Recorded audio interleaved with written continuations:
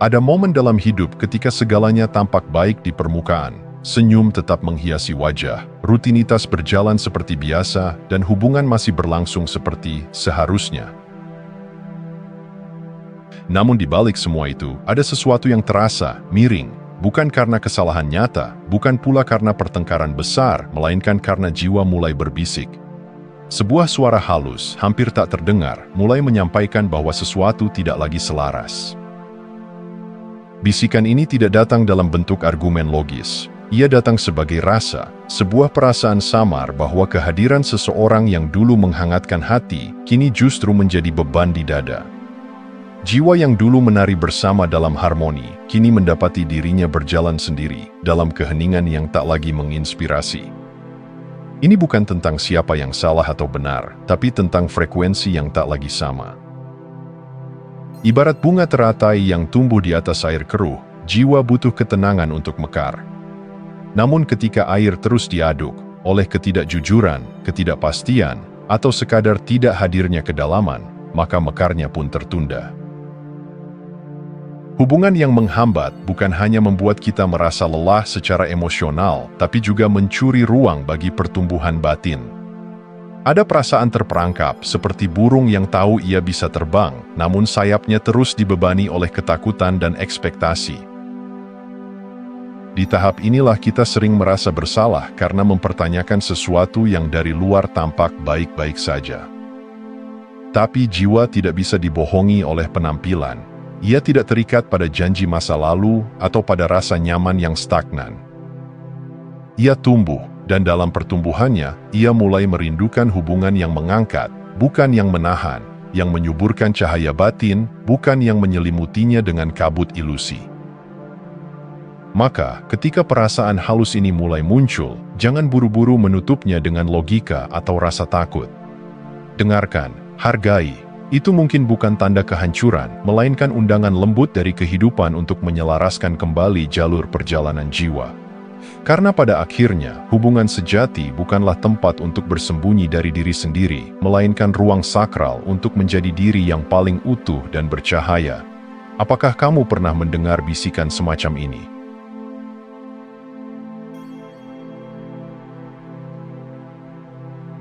Di balik setiap pertemuan, ada sesuatu yang lebih besar dari sekadar kebetulan. Banyak ajaran kuno mempercayai bahwa hubungan terbentuk bukan semata karena pilihan sadar, tapi karena kontrak energi yang disepakati jauh sebelum kehidupan dimulai. Jiwa bertemu bukan hanya untuk mencinta, tapi untuk belajar, bertumbuh, dan saling mengingatkan akan siapa mereka sebenarnya. Dalam kontrak ini, setiap orang yang hadir dalam hidup kita membawa cermin. Ada yang memantulkan cahaya, ada pula yang memperlihatkan luka tersembunyi. Kita mungkin tertarik karena getaran yang akrab, tapi sesungguhnya, di balik tarikan itu, ada pelajaran yang menanti untuk diungkap. Hubungan menjadi laboratorium spiritual, tempat di mana kelekatan diuji, ketulusan ditempa, dan cinta dibersihkan dari syarat. Namun, seperti semua kontrak, ada masa berlakunya. Ketika pelajaran telah selesai, ketika dua jiwa telah menukar cukup banyak cahaya dan bayangan, saat itulah kontrak mencapai titik selesai. Ini bukan kegagalan, ini adalah penyelesaian suci. Jiwa tidak meninggalkan karena membenci, ia melepaskan karena telah selesai. Seperti daun yang jatuh bukan karena lelah, tapi karena musimnya telah berganti. Dalam pandangan ini, mengakhiri hubungan bukan tindakan yang egois, melainkan langkah menuju keutuhan. Karena jika kita terus memaksa bertahan atas dasar kenangan atau rasa takut akan kesendirian, kita menolak pertumbuhan yang tengah dipanggil oleh semesta. Pelepasan yang lahir dari kesadaran adalah bentuk tertinggi dari cinta. Cinta yang tidak menahan, tapi membebaskan. Cinta yang tidak berkata, "Kamu milikku," tapi, "Terima kasih telah menjadi bagian dari jalanku." Ada keindahan dalam perpisahan yang sadar. Bukan karena tidak ada luka, tapi karena luka itu diterima sebagai bagian dari evolusi. Jiwa yang telah menyelesaikan kontraknya akan merasa lebih ringan, lebih luas, seolah sebuah pintu tak terlihat telah dibuka menuju bab selanjutnya dalam perjalanan. Kita tidak selalu bisa menjelaskan dengan logika mengapa sebuah hubungan terasa selesai, tapi jiwa tahu. Ia mengenali momen di mana tarikan berubah menjadi dorongan, di mana keterikatan berubah menjadi kebijaksanaan. Dan dalam keheningan batin itulah kita bisa berkata pada diri sendiri, ini bukan akhir, ini adalah transisi, sebuah penyelesaian sakral yang membawaku kembali kepada diriku yang sejati. Sudahkah kamu mengakui penyelesaian sakral dalam hidupmu?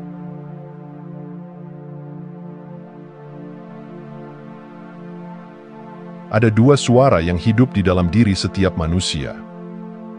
Yang satu lantang, logis, penuh argumen dan perhitungan. Yang lainnya lebih sunyi, datang seperti desir angin, seperti sentuhan halus yang tak bisa dijelaskan tapi terasa benar.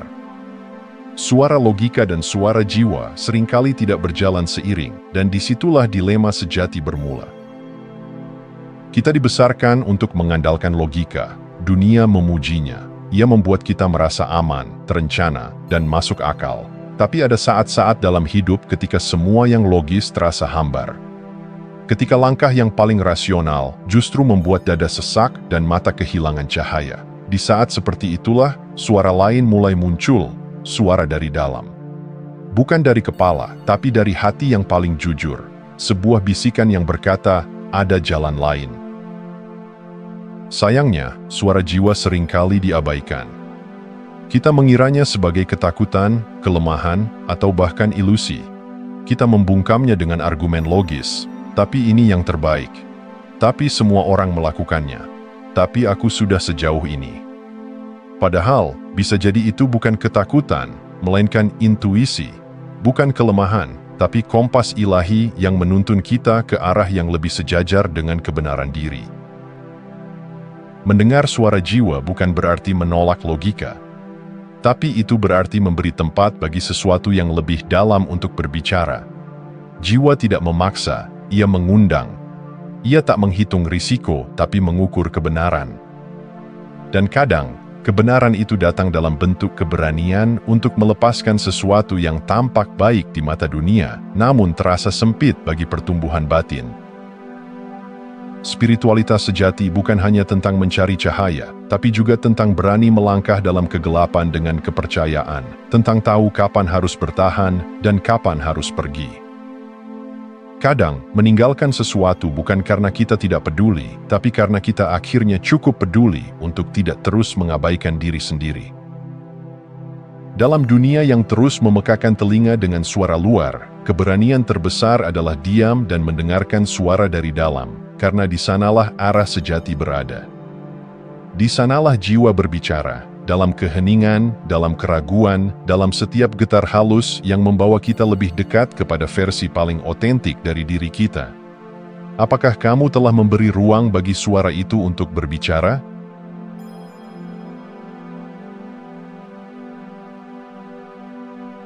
Ada momen dalam perjalanan batin seseorang ketika hubungan tak lagi dipandang hanya sebagai tempat berteduh dari sepi, melainkan sebagai cermin yang menyingkapkan lapisan terdalam jiwa. Di titik ini, orientasi berubah, bukan lagi sekadar mencari yang menyenangkan, tapi yang menyadarkan. Hubungan menjadi ladang pertumbuhan, bukan sekadar pelarian. Dan dari kesadaran itulah, tanda-tanda peningkatan spiritual mulai muncul, halus, tapi tak bisa diabaikan. 1. Mencari kedalaman, bukan basa-basi. Di awal perjalanan, kita sering puas dengan percakapan ringan tentang cuaca, pekerjaan, serial terbaru. Tapi ketika jiwa mulai terbangun, ada kerinduan yang tak bisa dijelaskan, yaitu kerinduan untuk berbicara dari inti ke inti. Basa-basi menjadi terasa hampa. Kata-kata yang tak berakar tak lagi memuaskan. Kita mulai mendambakan percakapan yang mengalir seperti sungai jiwa yang menyingkap luka, harapan, makna, dan visi. Kita tak lagi mencari siapa yang paling benar, tapi siapa yang paling jujur. Ini bukan tentang menjadi serius setiap waktu, melainkan tentang otentisitas. Kita ingin merasa terlihat, bukan hanya didengar. Jiwa yang bangkit tahu bahwa hubungan tanpa kedalaman hanyalah bayangan dari koneksi sejati. 2. Mendambakan kedamaian, menolak kekacauan. Dulu, drama dan konflik kadang dianggap sebagai tanda gairah. Kita terbiasa dengan naik turun emosi yang mendebarkan, mengira itu adalah cinta yang berapi-api. Namun, pada titik tertentu, kita mulai lelah. Jiwa mulai menolak turbulensi yang tidak perlu. Kedamaian bukan lagi membosankan, tapi menjadi kemewahan spiritual. Kita tak lagi tertarik pada tarik ulur manipulatif. Kita mulai bisa melihat dinamika kekuasaan yang tersembunyi dalam drama dan jiwa menolaknya. Jiwa hanya ingin ruang yang tenang, di mana ia bisa bernapas tanpa takut diserang, disalahpahami, atau dimanipulasi. Kita mulai menyadari bahwa cinta sejati bukan tentang adrenalin, tapi tentang ketenangan yang menumbuhkan. 3. Mengejar kesejajaran, bukan persetujuan. Saat kesadaran tumbuh, kita mulai berhenti mencari validasi dari luar. Kita tak lagi mengorbankan kebenaran diri hanya demi disukai. Jiwa mulai memilih kejujuran di atas kesenangan, kesejajaran di atas kompromi palsu. Kita menyadari bahwa berjalan sendiri dalam kebenaran lebih baik daripada tetap bersama dalam kepalsuan.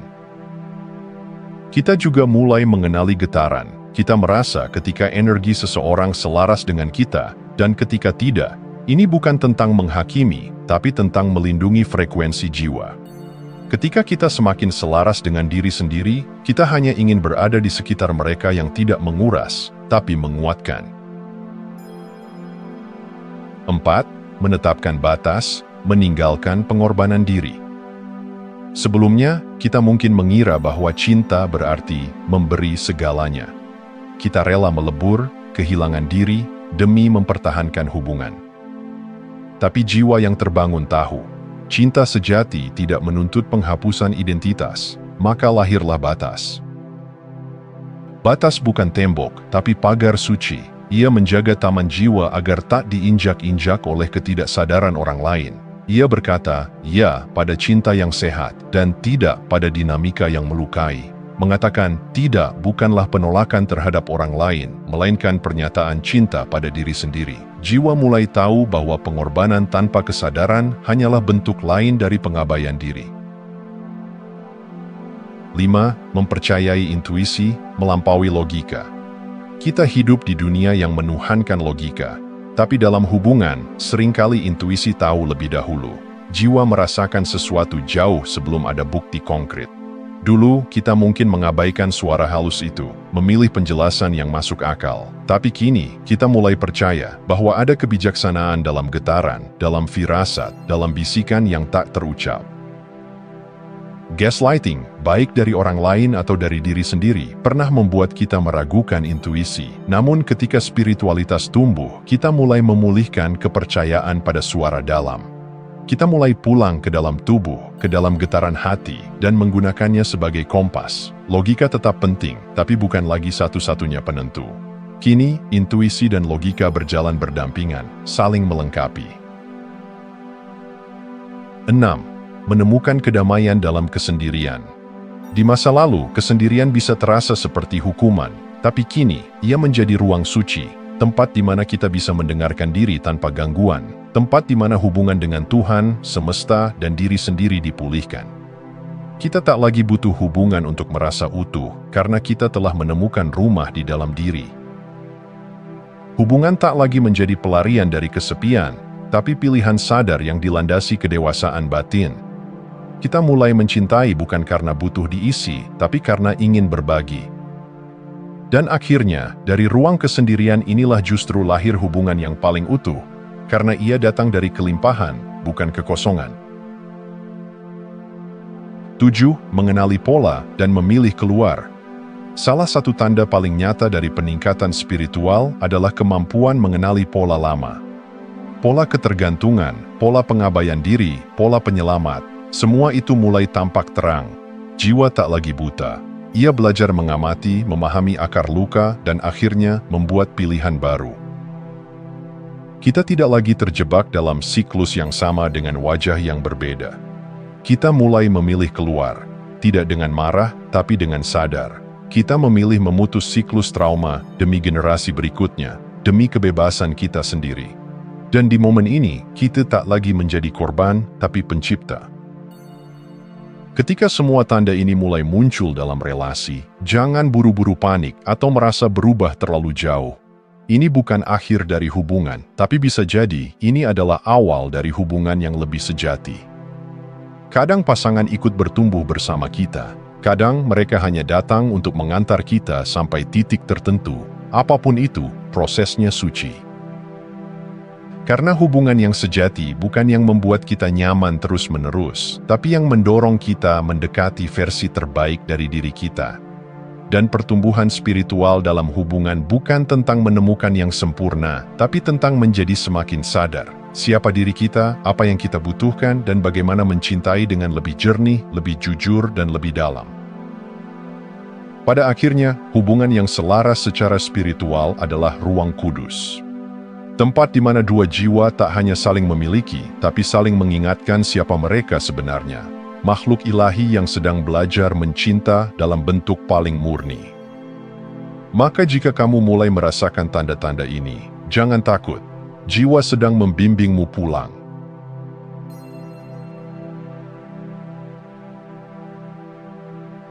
Ada saatnya dalam hidup ketika kita harus berhenti berpegangan bukan karena tak lagi mencinta, tapi karena jiwa tahu waktunya telah tiba.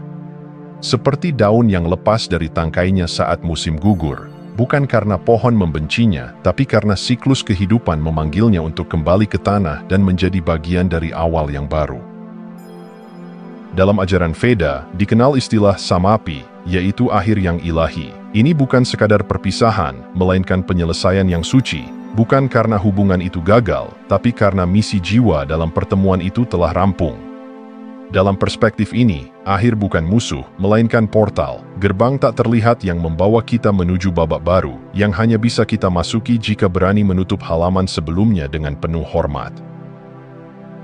Seringkali kita terlalu takut akan kehilangan, sehingga kita menggenggam sesuatu lebih lama dari yang seharusnya. Kita menolak perubahan karena takut tak ada yang seindah yang lama. Namun, jiwa tidak hidup dalam ketakutan. Jiwa tahu bahwa segala sesuatu yang sejati tidak akan pernah benar-benar pergi. Cinta yang murni, pelajaran yang mendalam, kenangan yang membentuk, semua itu tetap tinggal, tidak dalam bentuk, tapi dalam esensi. Menghormati waktu ilahi berarti percaya bahwa hidup tahu apa yang sedang dilakukannya. Bahwa ketika sesuatu mulai retak, bukan selalu berarti kehancuran, tapi bisa jadi itu adalah jalan menuju pembukaan. Jiwa tak butuh penjelasan yang panjang, ia hanya butuh keberanian untuk berkata, "Aku siap untuk melangkah," meskipun jalannya belum terlihat jelas. Dan menariknya, begitu kita berani merangkul akhir sebagai bagian dari perjalanan spiritual, kita mulai melihat keindahan yang tersembunyi di dalamnya. Ternyata, bukan ketetapan yang membawa kedamaian, tapi keikhlasan. Bukan kelengkapan luar yang menghadirkan keutuhan, tapi kesadaran bahwa kita tidak kehilangan apapun, kita hanya sedang disiapkan untuk menerima versi kehidupan yang lebih sesuai dengan getaran terdalam jiwa kita. Akhir yang sejati tidak pernah datang untuk menghancurkan. Ia datang untuk menyelaraskan, untuk membebaskan ruang agar sesuatu yang lebih selaras bisa masuk. Ia datang sebagai guru, sebagai penyembuh, sebagai pembuka gerbang menuju arah yang selama ini telah menunggu di kejauhan. Maka jika kini kamu berdiri di ambang sebuah perpisahan, mungkin itu bukan tanda kegagalan. Mungkin itu adalah undangan dari semesta untuk melangkah dengan hormat, dengan tenang, dan dengan keyakinan bahwa akhir hanyalah nama lain dari awal yang belum kita kenal. Terima kasih sudah menonton. Jangan lupa like, komen, dan subscribe untuk dukung channel ini terus berkembang. Sampai jumpa di video selanjutnya.